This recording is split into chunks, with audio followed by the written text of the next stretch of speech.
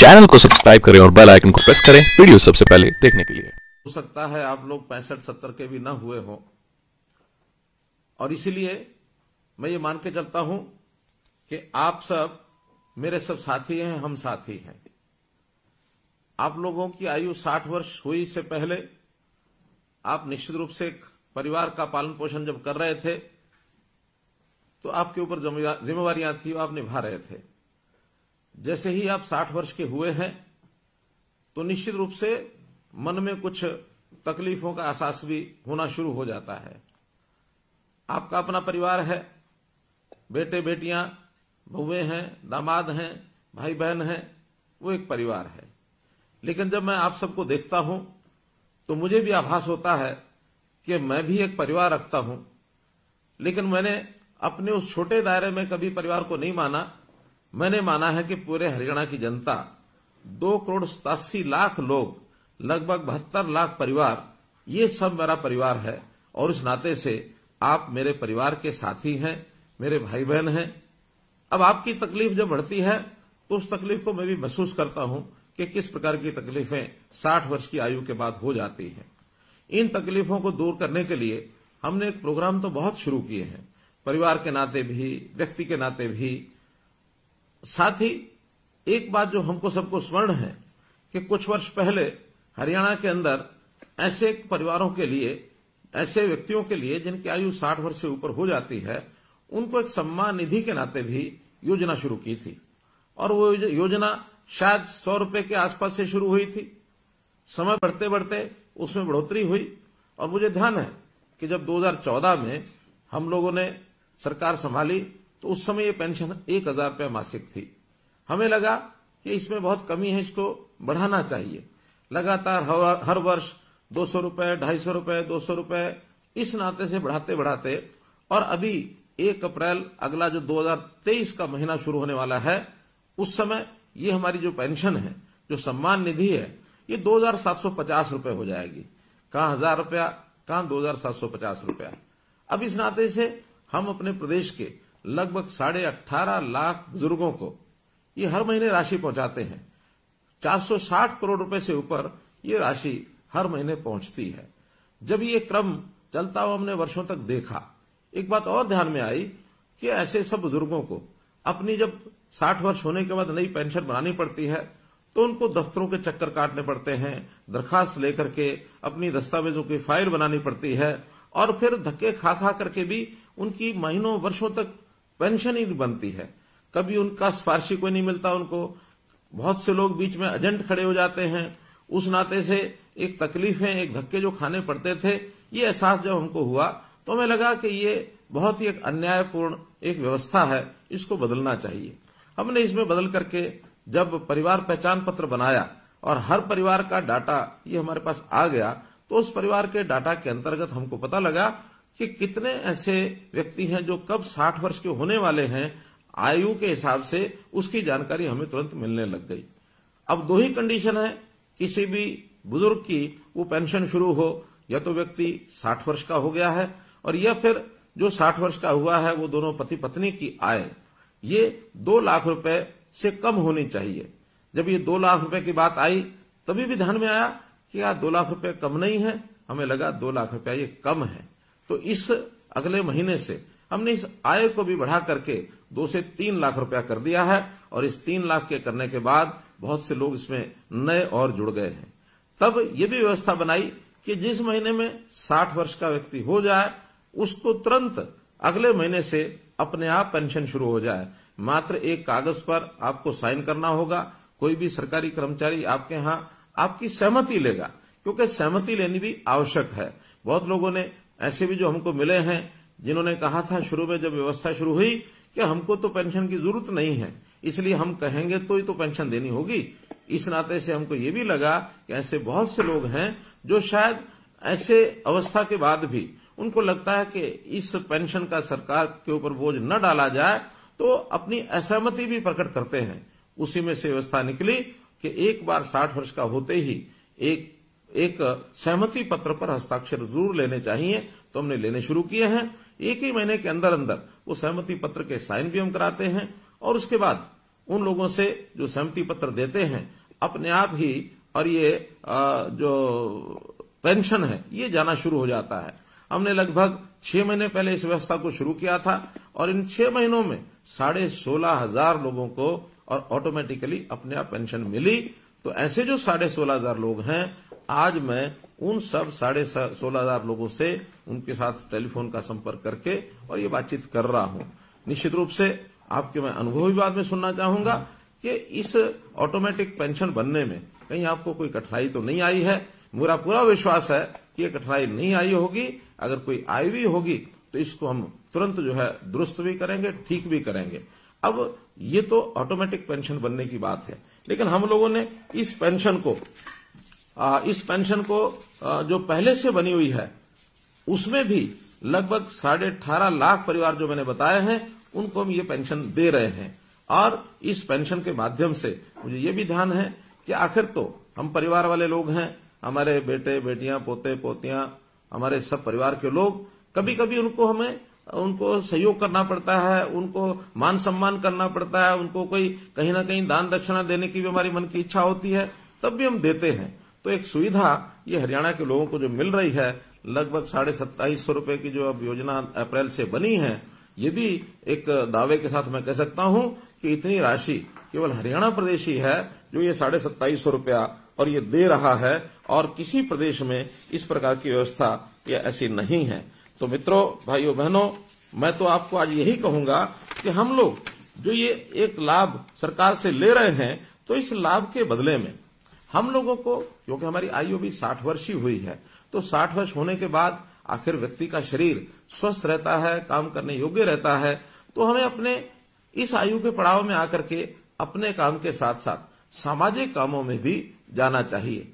ऐसे जितने भी हमारे रिटायर्ड लोग हैं, जितने ऐसे बुजुर्ग हैं या नौजवान भी हैं जो अपने आप एक स्वयंसेवक के नाते, एक वॉलंटियर के नाते काम कर सकते हैं, उनका भी एक पोर्टल बनाया है। उनको हम रजिस्ट्रेशन कराते हैं और रजिस्ट्रेशन कराने के लिए अगर अपना मन माने कि हमको आखिर कोई ना कोई समाज का काम करना चाहिए, क्योंकि जैसे मैंने कहा ये समाज है, ये हमारा परिवार है, एक छोटा परिवार जिसके अंदर हम पैदा हुए, हमारे आगे परिवार के सदस्य, बेटे बेटियां, बहन भाई, हमारे जो दोते दोतियां, पोते पोतियां और हमारी बहुएं, हमारे दामाद, एक परिवार। दूसरा परिवार ये सारा समाज, ये भी एक परिवार है। वसुधैव कुटुंबकम, ये बात हमारे ऋषि मुनियों ने भी हमेशा कही है कि अपना जो मन है ये बड़ा करना चाहिए। ऐसा कहते हैं, अयम निजा प्रोवेति, यानी ये मेरा है, ये तेरा है। गणना लघु चेतसाम, ये छोटे दिल के लोग करते हैं। उदार चरिता नाम तुम, बड़े हृदय के लोग वही होते हैं। वसुधैव कुटुंबकम, जो पूरे विश्व को,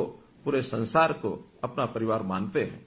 आखिर अपनी सोच हमको बड़ी करनी चाहिए, और अभी तक हमने शायद अपने परिवार पालन पोषण में ही सारा समय लगाया होगा, लेकिन एक आयु के पड़ाव के बाद, जैसे हमारी प्राचीन परंपरा होती थी वानप्रस्थ आश्रम की, तो इस वानप्रस्थी आश्रम के अंदर जाकर के हमको समाज की भी चिंता करनी चाहिए, क्योंकि कभी भी कोई एक अकेला व्यक्ति या एक अकेला परिवार ये अपने आप में पूर्ण इकाई नहीं हो सकते, अपने आप में सारा काम अपने आप नहीं कर सकते। हमको प्राय सभी काम करने के लिए समाज की भी आवश्यकता होती है। यदि सारे समाज की हम चिंता करेंगे तो समाज हमारी भी चिंता करेगा। तो इसलिए वॉलंटियर बनने के लिए हमने जो पोर्टल बनाया है, उस पोर्टल के बारे में मैं बताता हूं।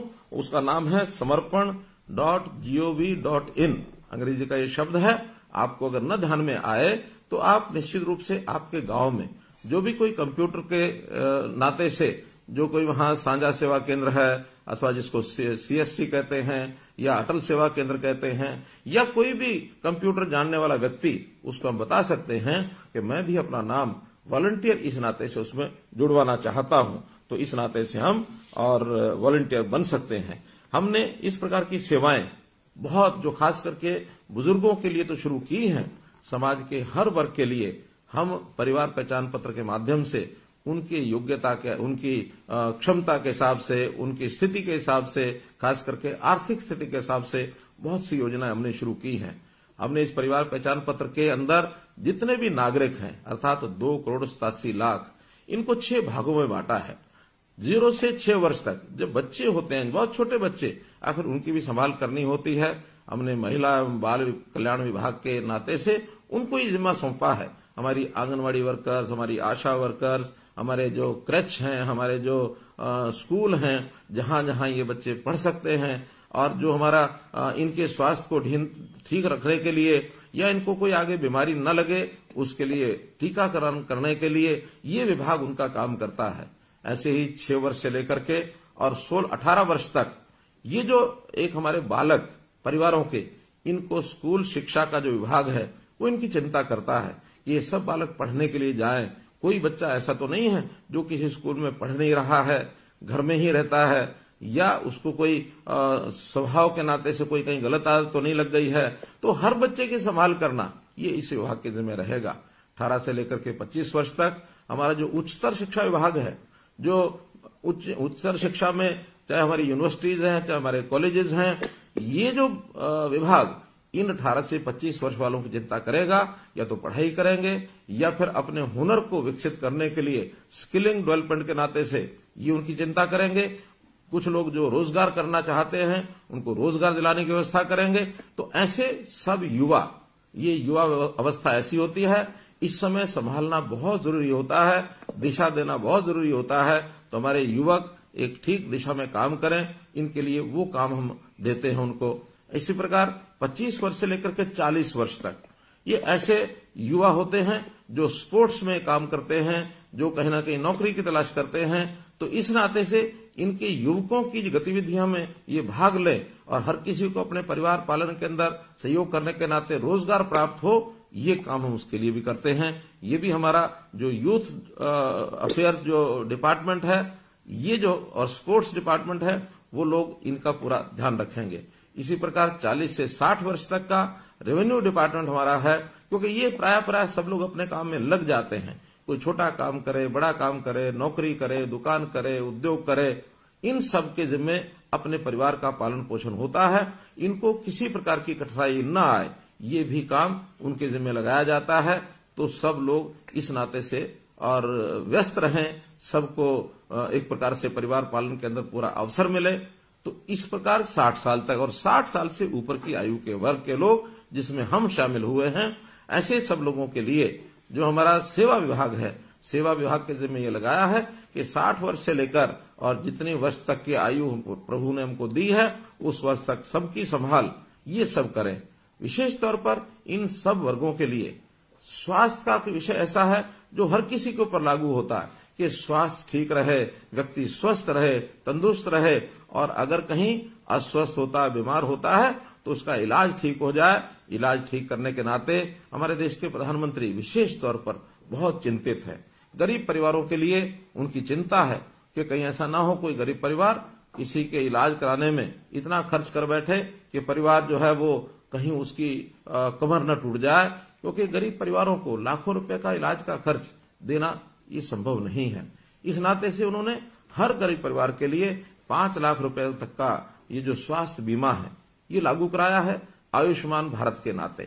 जब हमें ध्यान में आया कि केंद्र की स्कीम में तो हरियाणा के 15.5 लाख परिवार कवर हो रहे हैं, हमने उसमें अपनी एक योजना बनाई, चिरायु योजना, ताकि 1,80,000 रुपए तक की आय के जो परिवार हैं उन सबको इसका लाभ मिले। और इसमें 29 लाख से भी ज्यादा परिवार इसमें कवर हो रहे हैं। अब हमको ध्यान में आया आखिर 1,80 भी बहुत आय ऐसी है जिसमें शायद इससे ऊपर के लोगों को भी कठिनाई आएगी। तो इस वर्ष के बजट में हमने इस आय को बढ़ा करके 3 लाख रुपया प्रति परिवार ये आय रख करके और थोड़े से पैसे लेकर, थोड़े पैसे यानी 125 रुपया महीना अर्थात 1500 रुपया साल, इतना पैसा लेकर के भी उनकी जो स्वास्थ्य बीमा योजना उनको भी इसको ऑफर किया है ताकि वो इसको ले सके और परिवार के इस खर्च को बचा सके। अब ऐसे ही हमारे जो बुजुर्गों की स्थिति है, बुजुर्गों में एक वर्ग ऐसा है मित्रों जिनकी आयु 80 वर्ष से भी ऊपर हो गई है। तो इस 80 वर्ष से ऊपर के आयु के जो लोग हैं उनकी विशेष चिंता हमको करनी होती है। तो हमने अपने जितने भी वॉलंटियर्स हैं इनके जिम्मे ये लगाया है। वॉलंटियर्स वो जनता में से भी आते हैं और हमारे सरकारी कर्मचारी वो भी वॉलंटियर्स बन सकते हैं। हजारों की संख्या में ऐसे सरकारी कर्मचारी वॉलंटियर बने हैं। बल्कि मैं अपील करता हूं कि आप भी उनको ये कहें, जो हमारे सरकारी कर्मचारी आपके परिवारों के लोग हैं, उनको कहें कि वॉलंटियर बनकर के ऐसे बुजुर्ग जिनकी आयु 80 साल से ऊपर हो गई है, इनकी देखभाल करने के लिए कम से कम और कुछ ना करें, महीने में एक बार जाकर उनका हालचाल पूछें।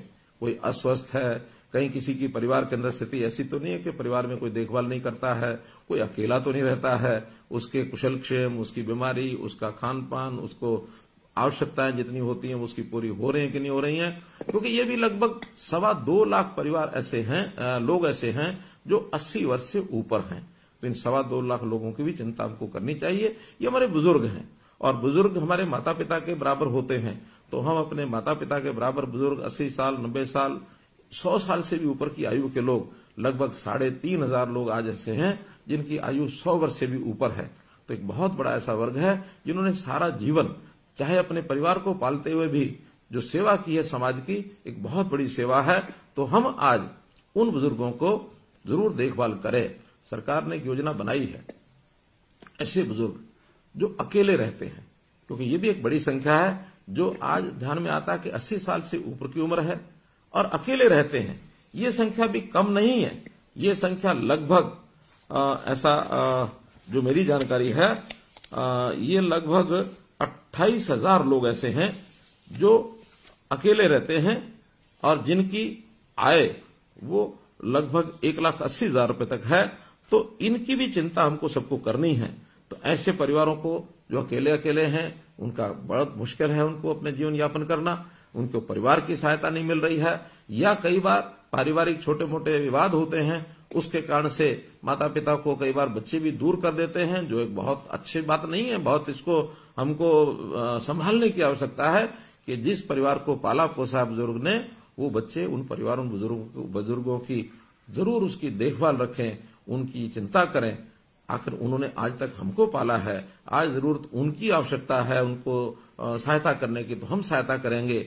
एक वर्ग ऐसा हमको ध्यान में आया कि आयु भी 80 वर्ष से ऊपर है, अकेले रहते हैं और उनकी अपनी इनकम हमारे डाटा के हिसाब से 25,000 रुपए से कम है। ऐसे भी 3600 लोग हैं। अब ये 3600 लोगों की हालत क्या होती होगी? जब हमने इसका विचार किया तो हमने घोषणा की है कि अभी अप्रैल से इन सब लोगों के लिए जो वृद्ध आश्रय स्थल, सेवाश्रम, वरिष्ठ नागरिक सेवा आश्रम, इन सेवाश्रमों में उनको हम कहेंगे कि जाकर के वो वहां रहें, ताकि उनकी अपनी व्यक्तिगत कोई भी आवश्यकता है, चाहे वो बीमारी की है, चाहे उनके रहन सहन की, खाने पीने की, चाहे रहने के स्थान की, चाहे कपड़ों की, कोई भी आवश्यकता वो उनकी हम पूरी करेंगे। और ये सरकार की व्यवस्था में सब रहें, ताकि अगर वो सहमत होंगे उन सबको हम इन सेवा आश्रमों में रखेंगे। तो इस प्रकार मेरा तो आप लोगों से यही है कि हम लोग इन सब चीजों को समझते हुए, हम सामाजिक प्राणी हैं, तो समाज के नाते से हम लोग इन विषयों के ऊपर आगे बढ़ें। एक विषय जरूर मैं ध्यान कराना चाहूंगा कि बहुत लोग ऐसे भी हैं छोटे मोटे लालच के कारण से, कई बार तो वो परिवार के अंदर रहते हैं, फिर भी उनको लगता है शायद अलग फैमिली, अलग परिवार, इसका रजिस्ट्रेशन कराएंगे तो कोई लाभ हो सकता है, और उस छोटे लाभ के कारण से वो अपना रजिस्ट्रेशन अलग से करा लेते हैं। अब बड़ी हैरानी की बात है कि हमारे यहां अलग सिंगल फैमिली मेंबर जो परिवार जो ऐसे गिने हैं, वो लगभग 28,000, जैसे मैंने बताया है, ये 28,000 लोग 80 वर्ष से ऊपर के हैं जिन्होंने सिंगल फैमिली मेंबर अपने को कराया है। और जो सब मेंबर्स को लगा लिया जाए, यानी सिंगल मेंबर फैमिली आयु का ध्यान न रखे, तो ये लगभग 2.5 लाख से भी ऊपर हैं। तो इन सब लोगों को भी जरूर ध्यान करना चाहिए कि अगर हम सिंगल मेंबर फैमिली हैं, हमारी कोई और सहायता नहीं करता, हम अकेले रहते हैं किन्हीं भी कारणों से, तब तो ठीक है। अन्यथा परिवार में रहते हुए सिंगल मेंबर फैमिली इसका रजिस्ट्रेशन न कराएं, क्योंकि इनकी सबकी जांच तो होती ही है। आखिर कोई भी काम बिना जांच के वो आगे बढ़ने वाला नहीं है, इसलिए उस जांच करके ही हम चीजों को आगे बढ़ाएंगे। और कहीं ऐसा न हो कि आज अपने आप को आपने सिंगल मेंबर फैमिली रजिस्टर कराया है और कल को जांच में बात सत्य न पाई जाए, हमारा मेंबरशिप परिवार की वो समाप्त होकर के हमको वापस उसी मेंबर में जाना पड़े। ये कोई अच्छी बात नहीं है। आज ही हम लोग अपने आप को संभाल करके जो तथ्य हैं, जो उचित बातें हैं, उनको अगर हम दर्ज करेंगे तो मैं आपको विश्वास दिलाता हूं कि कोई गरीब परिवार है, उसकी हर प्रकार की चिंता, राशन कार्ड के नाते से ऑटोमेटिक राशन बनते हैं, राशन कार्ड बनते हैं, अब उसके लिए कहीं जाना नहीं पड़ता है।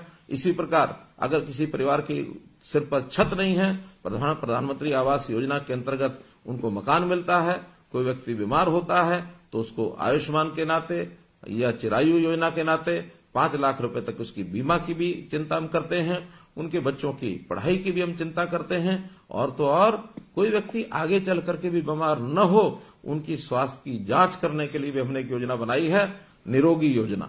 अर्थात इसमें भी हर वर्ष या 2 वर्ष में कम से कम हर बार एक व्यक्ति का एक बार उसका स्वास्थ्य जांच जरूर हो, इसके लिए भी निरोगी योजना बनाई गई है।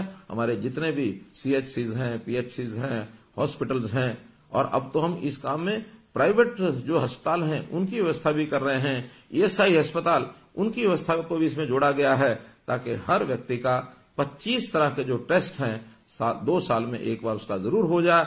अगर कोई छोटी बड़ी बीमारी मानो शरीर में पड़ी है, हमको पता ही नहीं लगता है, कहीं आगे चल करके वो भयंकर रूप ले, इससे पहले ही संभल जाए और संभल करके उसकी छोटे मोटे की इलाज की जो बातें हैं उसको हम और अभी से कर पाए, व्यक्ति बीमार न हो, इसके लिए भी हमने जो है आयुष विभाग को सक्रिय किया है, ताकि हमारा रहन सहन, खान पान, हमारा शारीरिक व्यायाम, खेलकूद, इसकी ओर भी हमारे लोग जो हैं वो आगे बढ़ें, ताकि आखिर तो बीमार ही क्यों हो, बीमार न हो, इसके बहुत लाभ हैं। बीमार होने के बाद इलाज तो कराने के लिए खर्च होगा ही होगा, हमारा समय बर्बाद होगा, हम काम करने से भी गए।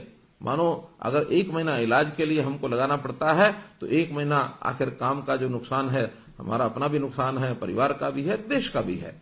इसलिए स्वस्थ रहें, अस्वस्थ न हो, इस पर भी हम पूरी योजनाएं बना रहे हैं।